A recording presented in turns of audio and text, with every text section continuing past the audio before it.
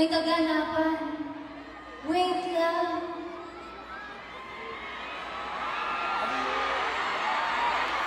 IC?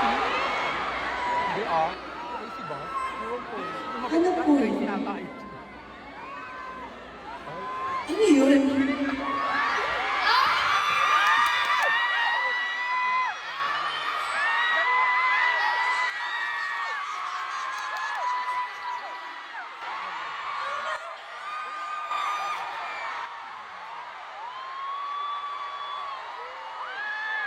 Isang gabi ng nostalgia, saya, at tunay na pagkakaibigan ang muling nasaksihan ng mga manunood sa ginanap na reunion concert ng Sex Bomb Dancers. Viral ngayon online ang isang video kung saan makikitang nagpe-perform na ang grupo ng kanilang iconic na kantang Daisy Siete nang biglang mangyari ang isang hindi inaasahang sandali. Habang tuloy-tuloy ang kantahan, biglang pinahinto ni Rochelle Pangilinan ang performance matapos niyang mamataan sa audience ang dating kagrupo na si Izzy Tirona. Kitang-kita ang gulat at tuwa ni Rochelle nang makita si Izzy sa crowd at agad niya itong inanyayahang umakyat sa stage.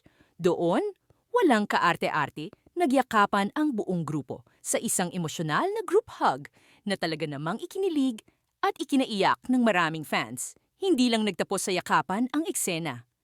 Pinagsalita rin si Izzy sa harap ng libu-libong manunood kung saan ramdam ang kanyang pasasalamat at emosyon.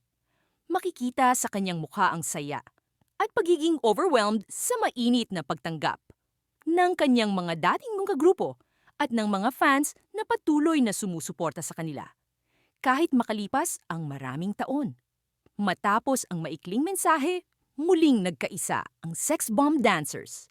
At si Izzy sa entablado, sabay-sabay na kinanta ang Daisy Siete. Isang makapangyarihang eksena na nagpaalala sa lahat kung bakit minahal at patuloy na minamahal ang grupong ito. Hindi lang dahil sa kanilang sayaw at kanta, kundi dahil sa tunay na samahan na hindi kayang sirain ng panahon.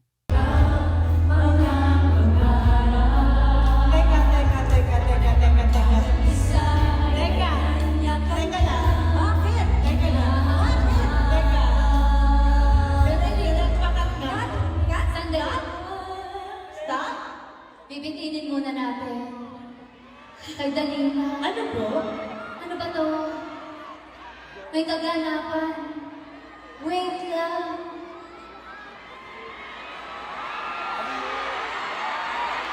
IC?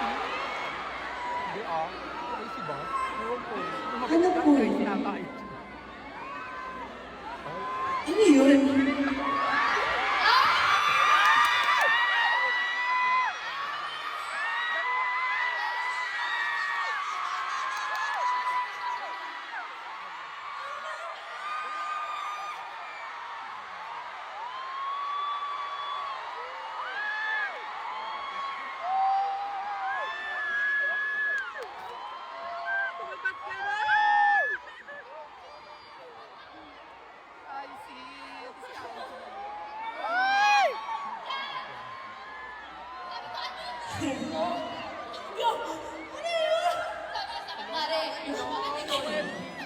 So may hawak kang mic.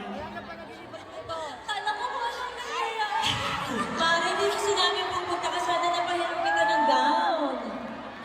Ano ba? Gano'n! Gano'n!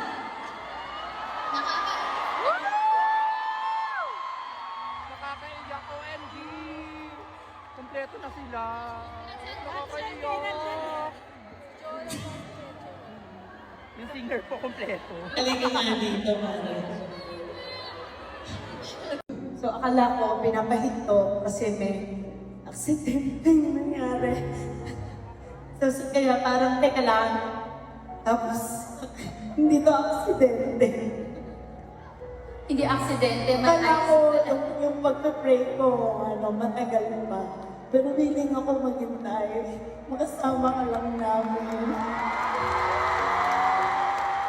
Pinanindigan. Pinanindigan agad. Hindi namin hiningin. Pero yung protection na binibigay niya sa amin, walang na-aksidente kanina. Tapos nandito ka. Hindi. Akala ko matagal pa yun. Ngayon na pala yun. Sana pinag-count kita.